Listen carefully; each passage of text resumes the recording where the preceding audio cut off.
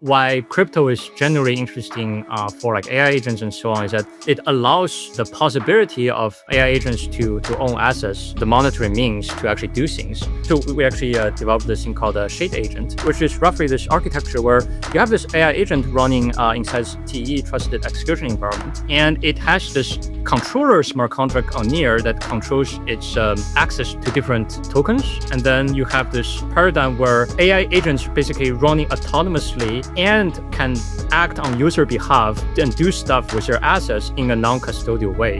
In the future, there will be proliferation of those AI agents, and you need a kind of scalable platform to handle a lot of those transactions or interactions between them. So even just before this release, we had about like 1.1, 1.2 seconds block time and 2 to 3 seconds finality, which was still faster than Solana's and also faster than Ethereum's. This release just allowed us to reduce the time by half, which is even more impressive. Welcome to Epicenter, the show which talks about the technologies, projects, and people driving decentralization and the blockchain revolution. I'm Friederike Ernst, and today I'm speaking with Bowen Wang, who is the founder of Near One, which is one of the companies behind the Near blockchain, which we will get into in just a minute. Before that, let me tell you about our sponsors this week. If you're looking to stake your crypto with confidence, look no further than Chorus One. More than 150,000 delegators, including institutions like BitGo, Pantera Capital, and Ledger, trust Chorus One with their assets. They support over 50 blockchains and are leaders in governance on networks like Cosmos, ensuring your stake is responsibly managed. Thanks to their advanced MEV research, you can also enjoy the highest staking rewards. You can stake directly from your preferred wallet, set up a white label node, restake your assets on Eigenlayer or Symbiotic, or use their SDK for multi-chain staking in your app. Learn more at chorus.one and start staking today. Hey guys, I want to tell you about Gnosis, a collective of builders creating real tools for real people on the open internet.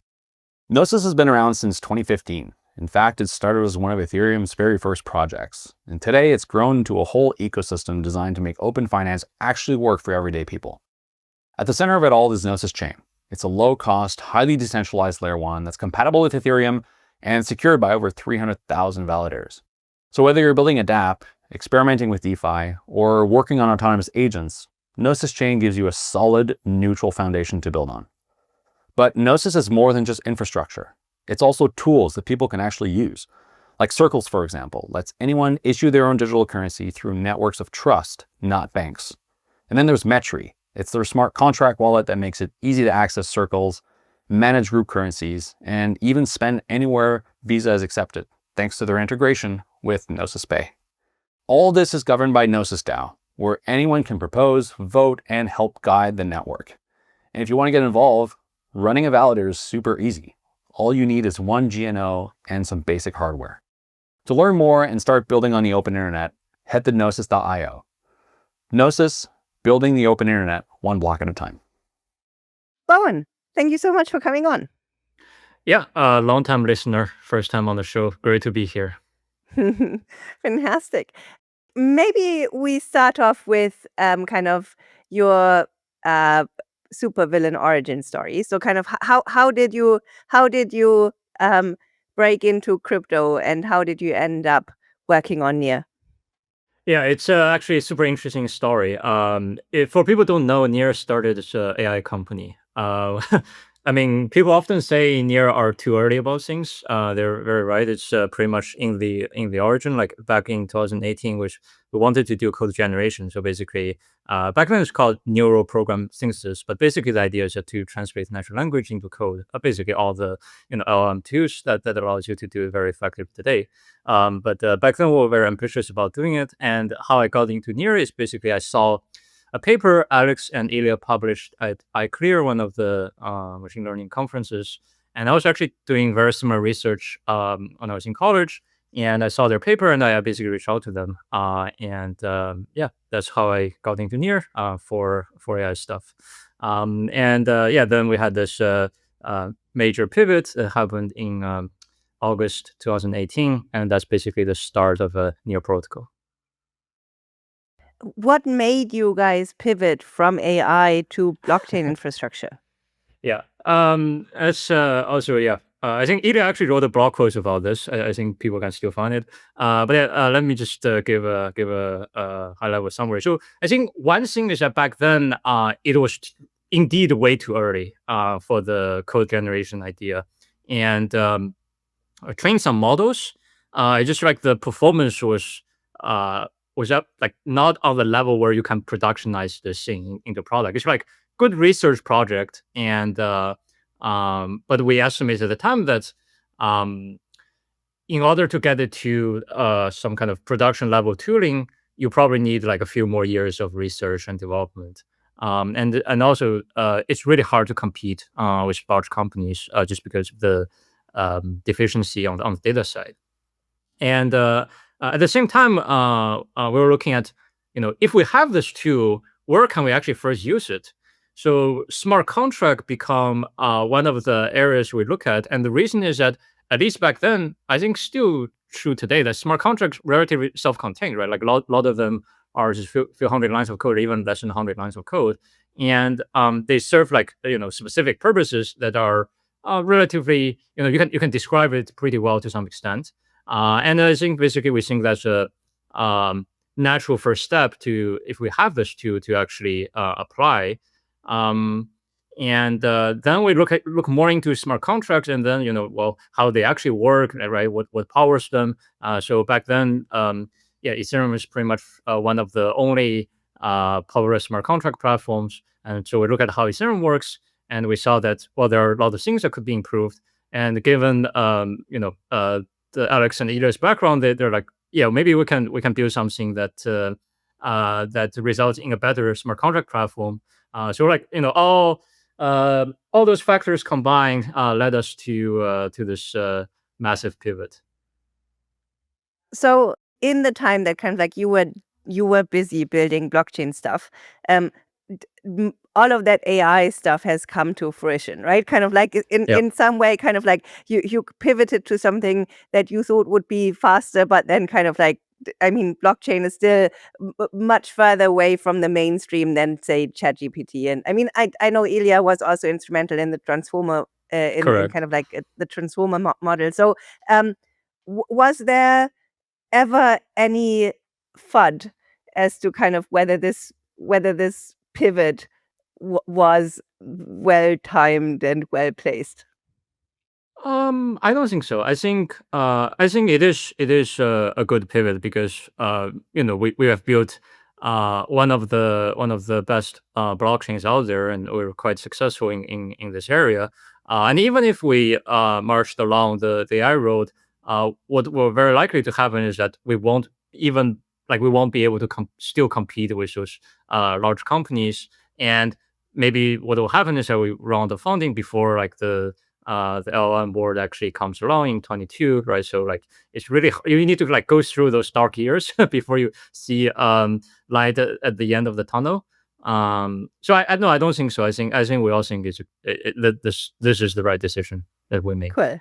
So we said in the intro that you are the founder and and CEO of Near One. So what does Near One do, and how does it kind of fit into the Near ecosystem? Because there's also the Near Foundation and Pagoda, right? Pagoda no longer exists. Yeah. So Near Oh, One is sorry. basically the entity that does technology research and development in the Near ecosystem. So we work on obviously protocol research development, but also we build technology on the chain abstraction stack, including chain signatures and Omni Bridge. So basically to provide this unified experience to end users, regardless of what blockchain they want to interact with. Yeah, that's basically a summary of what we do. Cool. So maybe let's dive into the tech. So you guys recently announced an upgrade that lets you have 600 millisecond block times and 1.2 second finality, which is insanely fast. So it's kind of like 10 times the speed of Solana. It's well, it depends on kind of like, I mean, finality in Ethereum is slow and kind of like you can do things beforehand and so on. But kind of like in terms of finality, it's 600 times faster than Ethereum. So kind of walk us through the technical um, requirements and kind of the technical stack that makes this possible. Yeah, so I think it's actually not just any single optimization or any single feature that we implemented that led us to this point. I think it's ensemble of different technological improvements we made over the past several years. So even just before this release, we had about like 1.1, 1.2 seconds block time and 2 to 3 seconds finality, which was still pretty good, right? It's still finality is still faster than Solana's and also faster than Ethereum's. And this release just allowed us to reduce the time by half, which is even more impressive. So I think, yeah, I can first talk about what we did in this release specifically, and then I can talk about seeing some of the things more general that we've had for a long time. So in this release, I think it's actually a very interesting story because when we launched Nightshade 2.0, so basically make the system fully sharded and also a stateless validation design back in August 2024, so about a year ago, we actually undid an optimization that was originally in the system that supposedly led to longer latency, but because we actually in that release we significantly improved the latency by actually holding basically holding the state of each shard in memory. I can talk more about how that actually is possible. So we actually like netted some improvement in that regard, but still we have this problem where like in the old design, what happens is that you as a chunk producer, so chunk producer is basically a block producer for a specific shard. So when a chunk producer produces a chunk, it doesn't apply it immediately.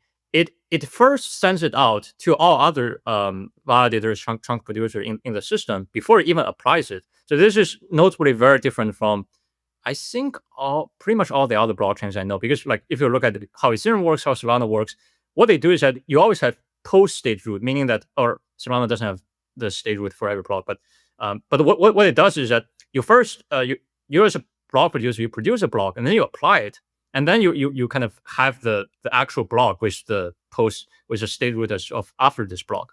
But what we do is different. We use pref state root, meaning that in the block, what it basically says is that what is the state root as of before this block. So we don't actually need to apply it before the block can be produced. So this allowed us to do this interesting optimization where like we disseminate the chunk before the block producer even applied. So it means that the application of this chunk is actually parallel in the system. Pretty much there's no overhead as to like the other guys need to wait for this producer to apply this block before they can apply the block. Basically, ignoring some network latency, then basically everyone applied at the same time. And this basically make it much faster. And we undid that in the Nightshade 2.0 launch because now we actually need state witness for each chunk, meaning that you actually need to present this Merkle proof of the state so that the validators can actually validate it. So you cannot just say like, okay, I produce a producer chunk and I disseminate it right away because you don't have state witness. So that doesn't work immediately. There's a lot to unpack here. So maybe let's start with kind of the way that the network is architected. So kind of in Ethereum, there have been very long debates about kind of how long block time should be, and kind of to optimize it, such kind of that kind of like network splits are reduced, right? So kind of you want to make sure that kind of the block kind of propagates through the network properly. Why is this different for you guys? Or is it different for you guys? I don't think it's really different. And I also think that there's no fundamental reason why Ethereum's block time has to be 12 seconds. I think it could, in fact, be much faster. That is what people are discussing these days, right? So, Yeah. I don't think there's any fundamental limitation either on network bandwidth or some like the round like the how fast it takes to actually apply a block and so on. In fact, I think the Ethereum validators are trying to raise the limit to 60 million gas. So I actually I don't have a good understanding of why I set to 12 seconds. Uh, I think, yeah. So actually, I think I remember. I think kind of like it's from when we still had a proof of work, because kind of then kind of you kind of needed to disseminate the block basically because you didn't know who was allowed to build the next block, right, right? right, So yes, kind of yes, and then kind of you had big anchor rates. Kind of like yeah, if you yeah, had too slow correct, propagation, but you're right. correct. Kind of like for obviously if kind of like uh if you have proof of stake, then that shouldn't be um, an issue.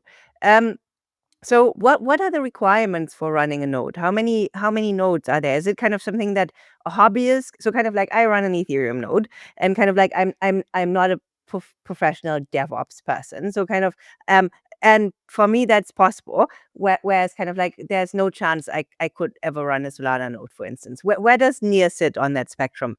Correct. No, I think that's also like one of the things that we really value, right? The ability to for everyone to run a node, and especially a node that participates in the consensus, because we think it's important for the decentralization of the network. And actually, the recent data we got is that it takes $27 a month to operate a near chunk validator. So this is because after the Stateless validation change that we launched as part of 19.2.0 last year, the validator they don't need to store any state locally. So they validate by having the state witness. I mean, the we can talk more about the Stateless validation design, but this was actually Vitalik's original idea. He put forward in 2017. And it is really beneficial to the decentralization of the network, because now you can actually make the node super lightweight, because it doesn't really need to have the state. I mean, state would be the most expensive thing you already node has, right? That's like take up a lot of disk space, as well as potentially memory. But because we don't need to have that, you actually get state witness on for each block, and then they validate based on that, and then they can throw it away afterwards. Yeah, So maybe just to interject here, just to kind of, I'm not sure whether everyone's familiar with the term. So kind of like stateless validation, it just means you don't need the entire state in the memory, but kind of like you just need the transactions that you're yep, processing yep, and kind of correct. the previous macro root and then kind of you can see that kind of like this is fine without actually knowing. And I mean, obviously the state is massive, depending on, yeah. So Correct. Yeah. So just to kind of, yeah, I should have explained the how state witness works. Basically, it's a proof that the state that the transaction touched during the execution indeed belong to the previous state. So there's like the producer, the chunk producer in this case, is not being malicious, because you can actually verify this indeed belongs to the previous state root, and you can also verify that as a result of processing this chunk, the post state root actually match what they say that it should be, so that this state transition is valid. And yeah, as you said, uh, the kind of the key insight here is that even though the state itself can be very large, what you touch during the execution of one block is limited. So you can actually have this rather small state witness that is distributed to the validators, and they can validate the state transition based on that. okay, I understand that part of the optimization. You also touched upon something that I didn't fully grasp earlier. So that was the fact that kind of validators send out blocks before kind of they apply them. Yes. Can you explain why that is secure, or kind of as a near validator? Is there any way kind of uh I can use this to attack the network. So kind of, why what's the special thing that kind of allows Near to kind of propagate these blocks before they've been Oh, um, yeah, applied? yeah. There's nothing about really about security here. It's mostly about this concept whether you're using previous state root or post state root. So okay, yeah, this is a bit tricky to explain. I'll try my best. So in Ethereum, how it works is that you need to have a in order to produce a block, you need to actually say like what is the state root as of after applying this block. So basically, the block producers need to have the block. It packs the transactions, or like some builder sentiment transactions. They need to apply it. They need to say like, okay, as of applying this block, what is the state root afterwards, right? So then they have the thing hold together as the block, and then they distribute that, and then people validate.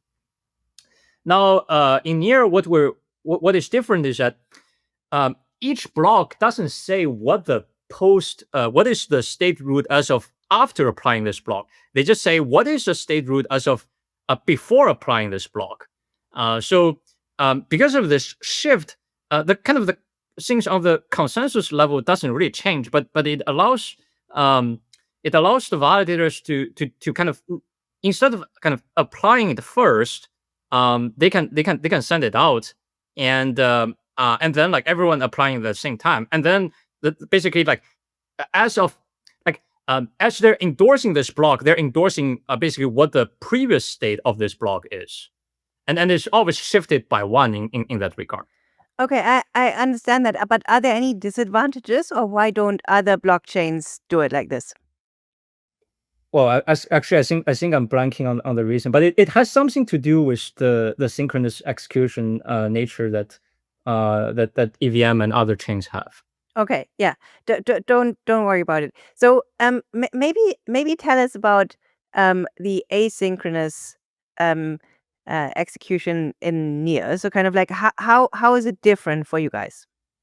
Yeah. So on Near, how it's different is that so let's say you have one smart contract that's calling another smart contract, then on Ethereum, how this works is that this call would be synchronously executed in one block, and then you'll get the return result. And on Near, how it's different is that those two smart contracts can live on different shards, and because they can live on different shards, uh, you cannot actually have this synchronous execution directly. So what actually happens is, let's say you have some smart contract A that is being called, and then it generates another call to smart contract B, and what actually happens is that there is some block where the smart contract A execution happens, and it generates a receipt that sends to the shard where the smart contract B is on, and then the execution would continue there. But it will not continue in the same block. It will continue, for example, in the next block. Okay. Yeah. So I think there's a part that we kind of glossed over earlier a little bit, and that's the part that Near has full sharding. So kind of you kind of have full execution sharding, kind of the way that kind of um we thought originally kind of it would play out for Ethereum in it kind of like for scalability. And I mean that's still the plan, right? But so far Ethereum doesn't have it. So kind of like you have different execution shards that kind of talk with each other with that kind of that talk with each other asynchronously. Um, so um, tell us how that's architected and how you would compare it to other kind of federated chains, such as kind of like the IBC ecosystem, for instance. Yeah. So it's actually pretty different paradigm there. I think so what Near allows is basically this native composability between different shards, meaning that if you're a smart contract on, let's say, shard A, you want to call some smart contract on shard B, or some smart contract on shard C, you don't really care about it. You just call directly, and then developers don't even think about when they develop the smart contract. But and basically, yeah, developers also don't really think about which shard they deploy their smart contract on. It's basically the system automatically figures out which shard on the smart contract is on, and basically this sharding is transparent to the developers. They don't really think about this. But how does the system kind of figure out which shard my smart contract should be on, right? Because kind of like if I interact with a specific set of smart contracts um, that are all on one shard, kind of I can do that synchronously if I'm on the same shard. Yeah, right? correct. So No. That's actually not true. So that's the not true. system is Okay. the system is completely asynchronous. This is so that we don't encourage developers to try to figure out how to co-locate their smart contract. Okay. So even Because if I you're would calling, have. Okay. yeah, yeah, Interesting. yeah. Okay. And another reason is follows. So we have this mechanism called resharding, right? So this is a mechanism where you split one shard into two shards, and this could happen because one shard is overloaded, right? You want to you want to kind of have a way to react to that, and it basically there's this mechanism can split a shard into two shards, and if you actually depend on the co-location of two smart contract on the same shard, then like this mechanism potentially break it, and then it's really bad because if let's say you depend on it, and then one day you discover it's actually not on the same shard, then like your assumption let's say we had synchronous execution and then it suddenly now become asynchronous and it might potentially break a lot of things. So that's why we decided to basically stick to the async execution paradigm.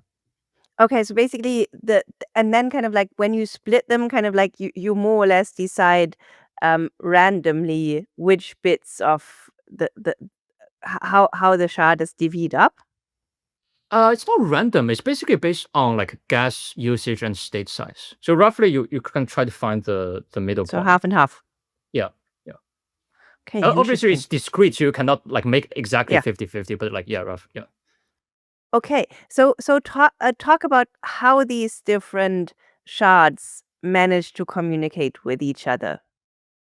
So basically the concept is called receipt. So let's say you have smart contract shard A, you have smart contract shard B, then they want to communicate with each other.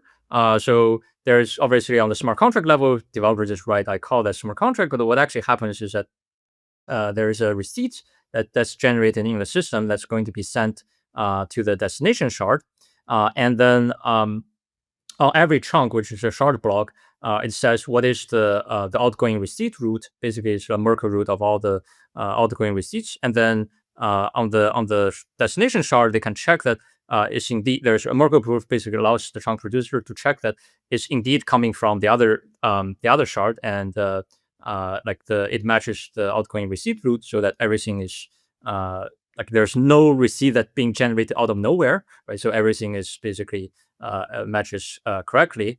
And then there's a mechanism basically for the chunk producer of one shard to basically get the receipt from other shards. So they actually fetch them so that they would get it for basically after one block. They would get them. So yeah, this is kind of on the high level how it works. Obviously, it's kind of complex in the details, but that kind of conceptually how it works. Does every shard have a complete list of all the other shards? And if so, how is it updated? So, kind of like if I'm a shard, how do I know I'm actually getting information from a legitimate other shard? How do I know kind of like someone's not just sending me Yeah. a message? Yeah, so the coordination of all shards and validators is global, basically. So all the validator understand globally what is how many shards there are, and then at every block who is producing for that shard. And I think I forgot to mention this part. One of the key and one of the key innovations of Nightshade original design is that there's only one chain. There's no separate blockchain per shard, and then each block contains the header of every chunk from every shard. So obviously you cannot put the entire chunk into blocks because that would be humongous. So what actually happens is that each block contain all the chunk headers, and people actually reach consensus on that, and that's how you actually know that what is actually the various routes that from other shard, because it's included in the block, and then everyone has access to block because they're relatively small, and then the entire validator side reach consensus on the blocks, so that's how they know that those are legitimate information. So I understand why you're setting it up such that developers don't try to co-locate their smart contracts. But that also creates a lot of overhead, right? Kind of like if you kind of think about um kind of team communication, or say kind of like say I mean it's in essence kind of it kind of increases the amount of message passing that you kind of have to have between the shards a lot. So does that kind of I mean, kind of if you think about it kind of in terms of super naively and kind of like say, okay, every smart contract is kind of like a person kind of doing some work, you kind of you want to co-locate teams together so that they can kind of talk with each other and don't need to send each other letters, right? And in a way, kind of you're kind of you're enforcing remote work for everyone, um, and kind of you're making everyone send letters just so. Doesn't that kind of make the system less efficient than it could be? I think there's definitely like an argument for that, but I think there is fundamentally a balance between um, kind of, I would say, scalability and um, maybe convenience, or you could say like latency of execution that needs to be struck, um, and um, I wouldn't say there's a lot of overhead in this way, because let's say if you compare what I described to basically a system where you have synchronous execution within a shard, the kind of messaging overhead doesn't really increase that much, because for if there's some receipt going from the shard to the same shard, it doesn't really send external messages. It's just like because they all the trunk producer know after they apply the trunk which shard the receipt will go to. If you go to the same shard, then they don't actually need to send it out to other people. They all have the information. But yes, you're right in the sense that this does mean that it needs to be executed in the next shard instead of in the next block instead of in this block. But I think it is a highly debated topic, even within the team. I think it's basically like, yeah, do you allow people to have the convenience, or I guess maybe not necessarily convenience is the right word. It's more like have the ability to kind of unlock this synchronous execution partially, or you stick to a paradigm where it's like from like design level is like uniform. You don't really need to think about this special case. I think we've taken the latter approach, just because from the design point of view, it's you could say synchro, because you don't really have any like special case in that regard, and it also, as I said, it works well with things like what do you need to do with sharding and so on. And I think we are like actually have some ideas about potentially allowing multiple smart contracts to be on the same account, so that you can have kind of synchronous execution within those smart contracts. So yeah, and actually that's how basically how kind of how Aurora works. It's like an EVM interpreter running a smart contract on here, and then it internally holds a bunch of EVM bytecodes, and it can then do like synchronous execution between those smart contracts, completely emulating the EVM experience. Mhm. Tell me a little bit more about the shards. Are they all created equal? So kind of is for instance is gas the same cost on each shard? Kind of do they all have kind of like in principle the same size limit and so on? Because in principle, kind of like you could almost imagine it like real estate, where kind of you say, okay, once kind of like the premium shard, and then kind of like you have lower um uh yeah, lower tier real estate elsewhere, where kind of rent is cheaper and kind of or yeah, I mean in principle, and I mean kind of like we've seen this kind of like with kind of like parameterization of kind of different execution environments on in other ecosystems. So tell me kind of like what path you chose and why you did so. Yeah. So yeah, that's that's also another very interesting question. We basically we chose the route that all shards are created equal. In terms of gas limits, like how they work. Like various things. There's not really no no shards are really special in the sense. Um, and again, I think it comes down to the philosophy that we really want this to be transparent to developers. They don't really have to care about which shard their smart contracts deployed on. And they really don't really think about sharding when they do smart contract development. They just know that they write some code that could be compiled to WebAssembly, and then it will be deployed on their account, and then magically it will work.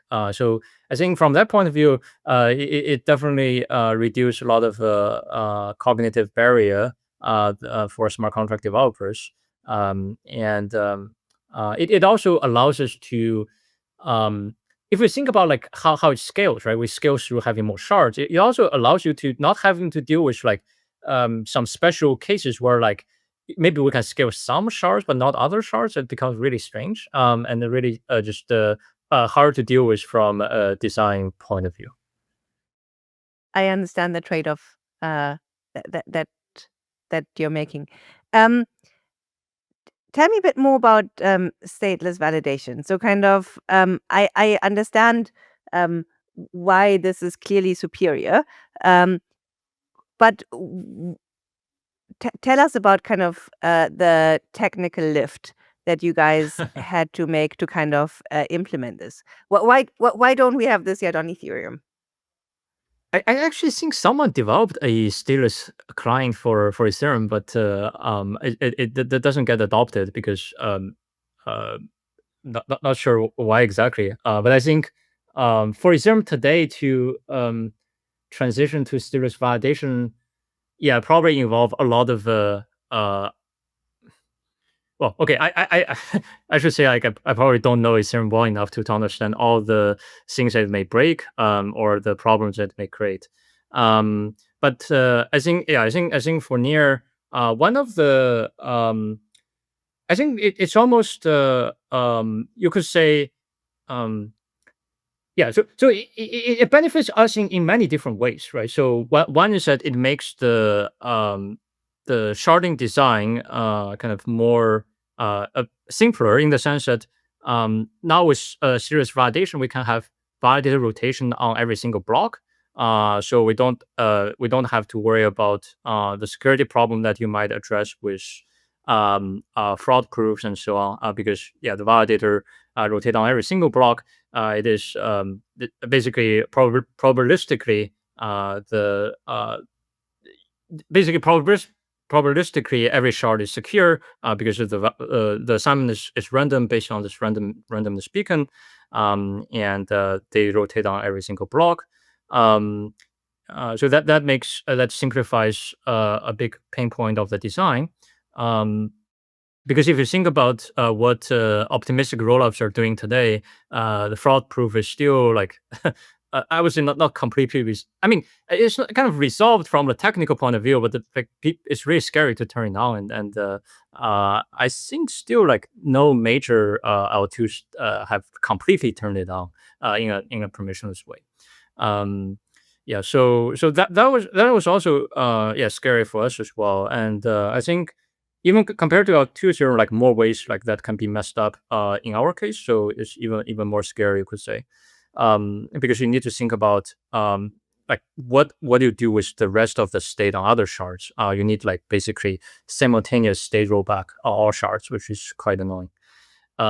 So yeah, so that's one piece, and another big piece is that what I talked about initially, which is that um, it actually it actually works really well with sharding in the sense that um, because we have sharding, we can limit the size of each shard to some reasonable number. Let's say 40 gigabytes or 50 gigabytes, and you can have this dichotomy of chunk producers who you only need a relatively few of them because they cannot do anything malicious. They exist for censorship resistance reasons, so they can run more expensive hardware. And you can have a lot of validators. They actually collectively validate the state transition, but they don't really need to run any expensive hardware because they receive state witness, which are relatively small. So now you can have this dichotomy where on the one hand, you have this chunk producers that can run relatively expensive. I wouldn't say super expensive. It's still consumer grade. Let's say 64 gigabytes of RAM. So which allows them to completely hold the state in memory as they are executing the chunks. So that would be really fast. And then on the validator side, because they receive state witness that are relatively small, they are also when it comes to execution, the state is also held in memory.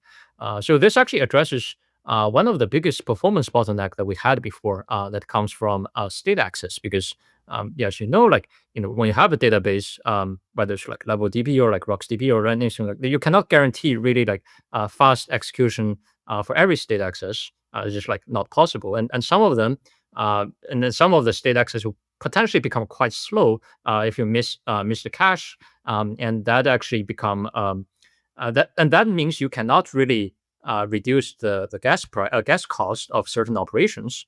And yeah, that was actually a big performance bottleneck for us. And yeah, this basically addresses that major performance bottleneck. And it really and works really well with sharding because as I said, if you don't have this sharded setup, you only have let's say there's no concept of sharding. Everyone needs to all the producers need to track the entire state, and at some point it probably become unrealistic for you to hold, let's say, 300 gigabytes of state in memory. Yeah, absolutely.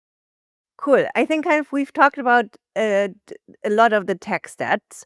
Um, Maybe let's talk about the kind of applications that kind of you're starting to see with finality this fast, because in some ways, it it's a paradigm shift in kind of what you can actually run on blockchains, right?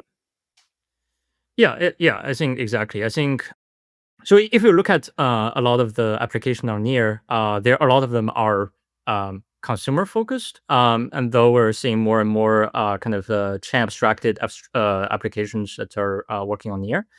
So the some of the largest application on near, including Kaiching, which is this like kind of a platform that allows users to earn points by watching ads on their phone, and also Sweatcoin, which is work to earn app. And I think a lot of consumer applications, like people care, like they don't really care about what blockchain it runs on, or even whether it runs on a blockchain, but they do care about like the experience, the end-to-end experience they get, right? So when you have like faster block time, faster finality, that's definitely very beneficial to them. And also what we're seeing is that with those chain abstracted applications that settle on near, for example, we have near intense is one of the decentralized platform for multi-chain asset trading that we're seeing on near. The extremely short finality really means that it can settle really really fast, and that is very very appealing to people as well. So the crowd that really you kind of have to convince to build on Nia are developers, right? Kind of because, as you say, um, users are not going to care, right? Kind of like, I mean, we care, because we've been in this ecosystem for a long time, and kind of like we're interested in the tech itself. Um, but this is very much not a regular user, right? Kind of all of this will be abstracted away from the user. So kind of what are the value propositions that you have for the developers? So kind of like why would someone say, okay, I'm building this application on Near rather than on Solana on Ethereum? Yeah, I think definitely the kind of block time, fast block time, fast finality is very appealing to them, especially in certain financial use cases where they want to make sure there's a fast finality guarantee that there's fast finality guarantee that the transaction has already happened, has been settled. But also like the cost is another big consideration for them, right? The if you compare the cost on near to cost on Ethereum, there's like a pretty big difference, and basically the cheap transactions is another appealing factor for the developers. And now with the work on more on chain abstraction, we also like developers think about what they can access from near this kind of into this multi-chain world. I think that's another appealing factor to them. You talked about the intent-based infrastructure.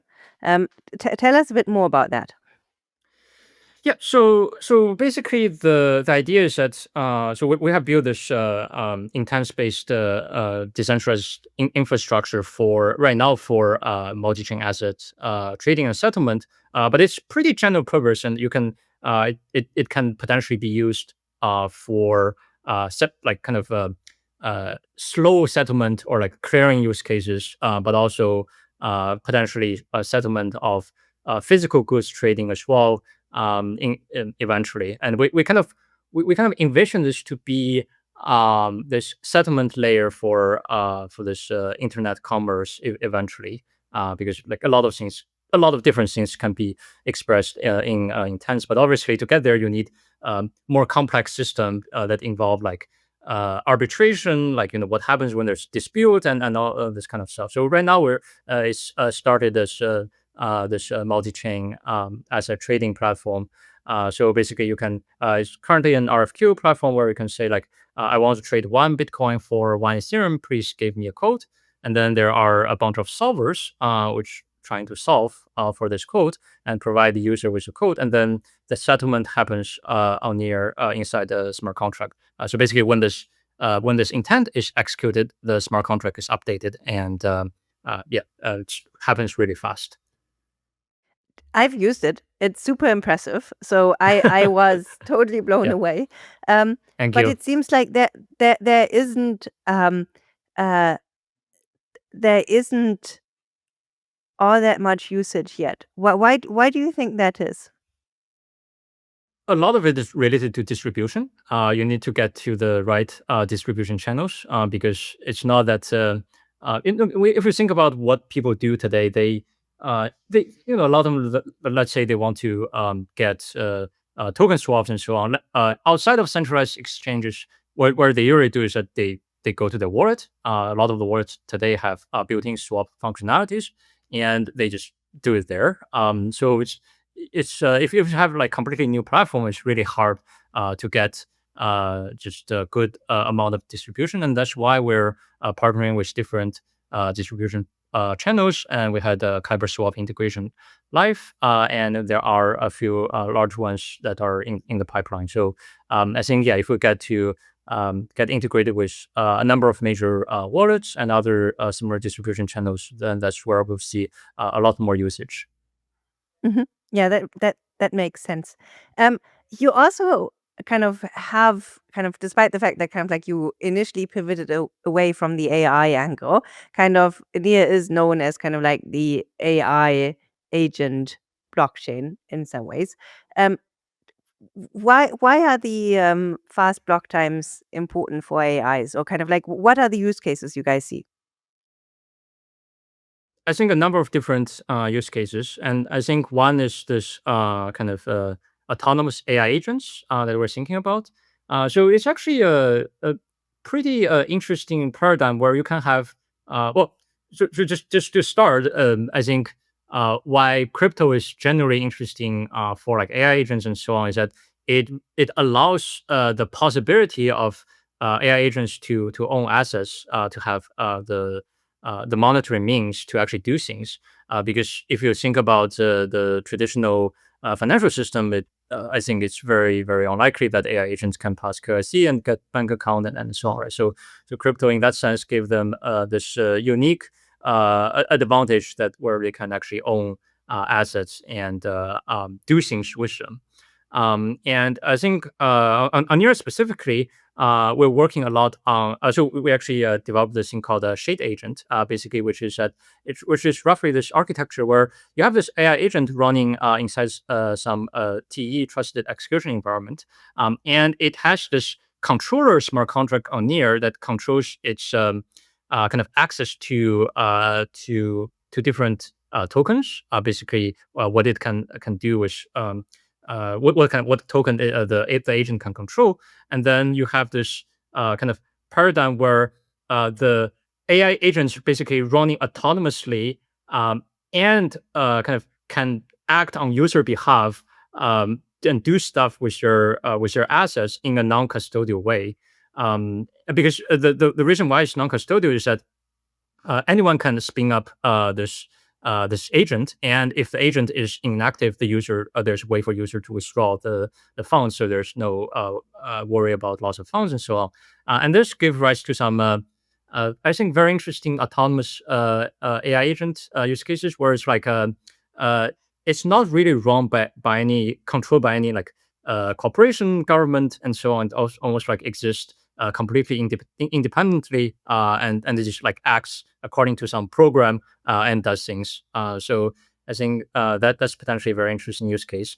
And we also imagine that just like to kind of expand on the AI agent use cases, we expect that in the future there will be basically proliferation of those AI agents, and like even one user may have many of them, and you basically need and they would like trade between themselves or do other things, settlement and whatnot, and you need a kind of scalable platform to handle a lot of those transactions or interactions between them, yeah, whether that's financial or otherwise.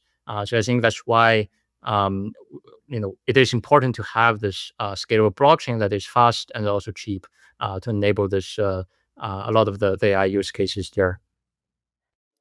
Does putting AIs on a blockchain that you can't stop worry you? Do you find that worrisome? I think Because kind of like kind yeah, of like in this entire AI yeah. doom kind of discussion, kind of like a lot of people kind of just end up saying, you know what, if they turn on us, we'll just pull the plug. And this is something that's precluded if you kind of run them on unturn offable infrastructure, right? Yeah, I would say like, I mean, the first thing I would say is like you cannot really stop that from happening. It's like the technology is there, and it will make progress. And I think it will happen like one way or another. I think instead of like purely worrying about what that consequences may be, I think we should actually actively explore the frontier of the technology and understand what benefits we can get from having such paradigms. And in a lot of the technology revolutions in the past, people are always afraid of the new things, new possibilities. But I think it turns out that we've benefited a lot from the advancement of technology in the past several hundred years. That's true, but it may also be kind of like selection bias, right? So kind of like Fair, had we not, we probably wouldn't be talking here. Um, fair. so um, there's a lot of stuff going on kind of in Nia's ecosystem, right? So kind of like you have AIs, you have DeFi. We talked about those. You also have an NFT ecosystem, you have DAOs and so on. What do you feel is working, and what's been harder than expected? I think what is working is that we've seen that we've built this very scalable blockchain, this smart contract platform that actually has a lot of usage and it doesn't crumble. Under this heavy pressure. I think we have like about 3 million daily active addresses and sometimes 10 million transactions a day, and sometimes even more than that. And then we're seeing that the sharding architecture actually works well. So there was a time, I think in 24, so last year, where there's sudden increase of traffic on the network, and we were able to address that by splitting some shards into two shards. And we've actually seen that this does actually address the network congestion problem, and that gave us validation and hope that we're on the right path.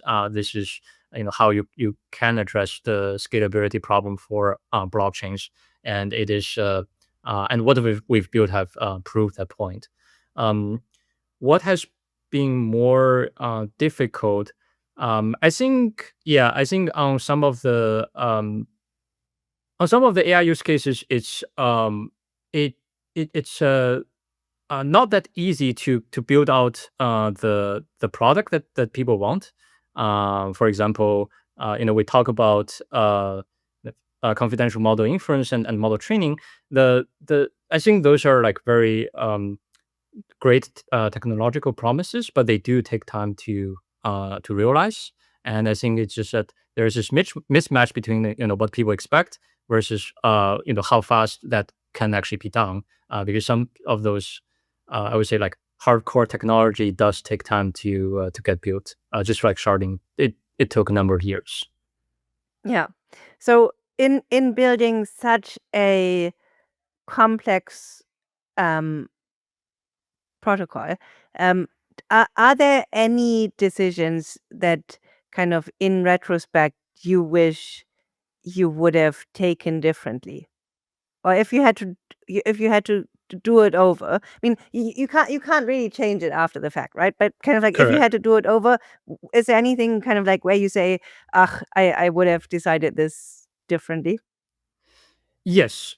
So I would say the how the yeah, a couple of things. So one is like I think a big one that comes to mind is how uh storage um the storage mechanism or economics mechanism works on near. So I know that this is also debated in the Ethereum community. Like the I think there was change, right? Initially you have this you burn your gas and then you get storage, and then there's this refund mechanism, and then people abuse that in very interesting ways.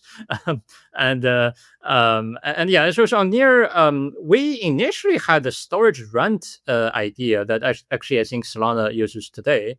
But then there was basically some problem that we observed, so we decided to switch to the storage staking mechanism. Basically, you need to lock token for storage. And then when you like if let's say you decide not to use storage, you can like remove the data and then you get the token back, right? So basically, you just lock it for the time period that you want to use the token.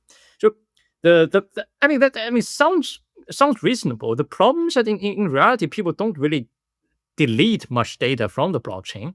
And I mean, that by itself is okay. But it actually creates this developer experience problem where a lot of times you need to like um, deposit some token into the smart contract to pay for storage. Because obviously you cannot just like make smart contract pay for every user storage. I mean, that always a vector of attack.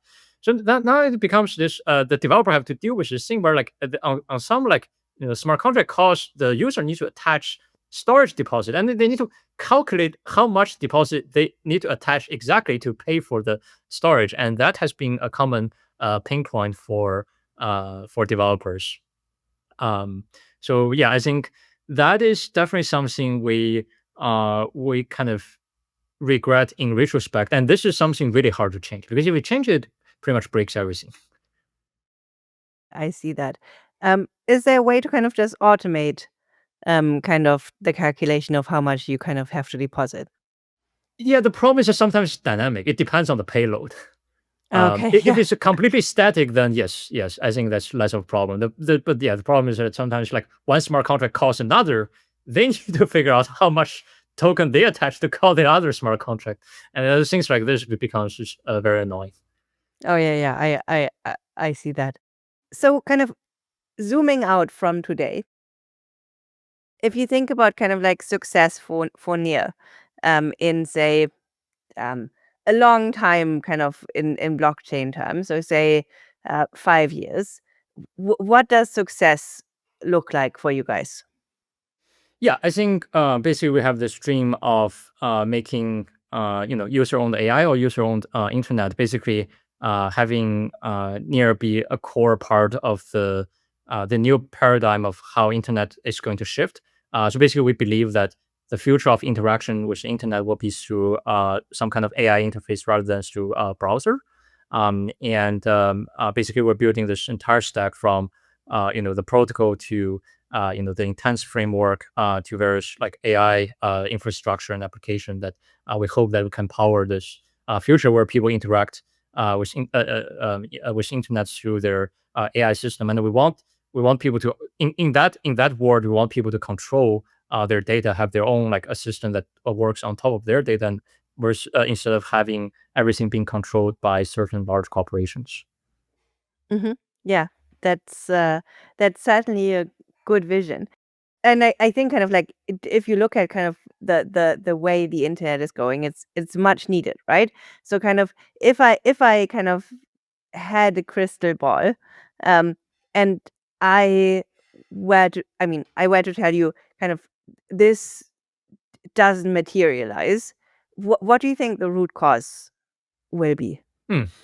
I, I think there could be many, but I think one of the big ones is that many people believe that the kind of the large AI companies today have already reached some kind of escape velocity that becomes really hard to turn around and have like for example open source version that can like meaningfully compete.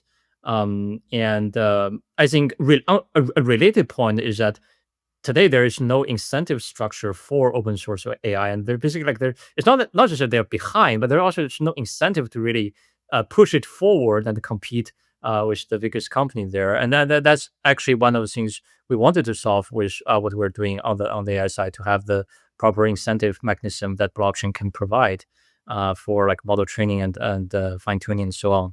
But yeah, it's definitely like some people would say that you're completely crazy. Like how is it possible that you can like even imagine that this can be done, right? So I think that's definitely a a possible way to fail.